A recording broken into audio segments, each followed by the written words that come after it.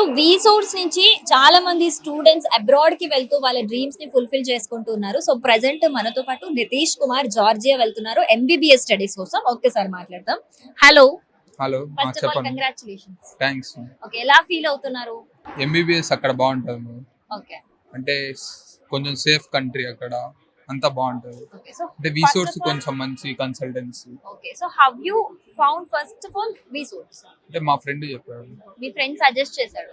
అంటే తను already abroad లో సెటిల్ అయ్యాడా వి సోర్స్ లో? అవును.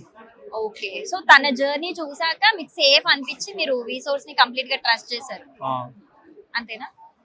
ఓకే, సో అక్కడికి వెళ్ళాక ఆ సెక్యూరిటీ సేమ్ అదే ఫాలో అప్స్ అదే సపోర్ట్ ఉంటుందని ఎక్స్పెక్ట్ చేస్తున్నారా వి సోర్స్ నుంచి? ఎక్స్పెక్ట్ చేస్తాను.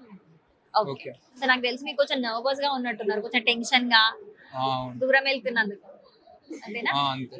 ఓకే, సో మీ బాబాయ్య, సో మీ ఫీలింగ్ ఎలా ఉంది sir?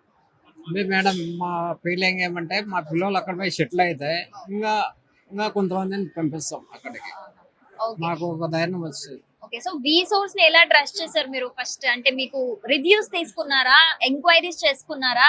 We source is the best అని ఎలా డిసైడ్ అయ్యారు? ఫస్ట్ అంటే ఇక్కడ అక్కడ పర్వాలేదు మంచిగా ఉందని ఆలోచన వచ్చింది పెద్దవాళ్ళకు. ఇంకా మాకు ఒక ధైర్యం ఉంది, చదువుతారు ఇంకా ఎంకరేజ్ అవుతారు.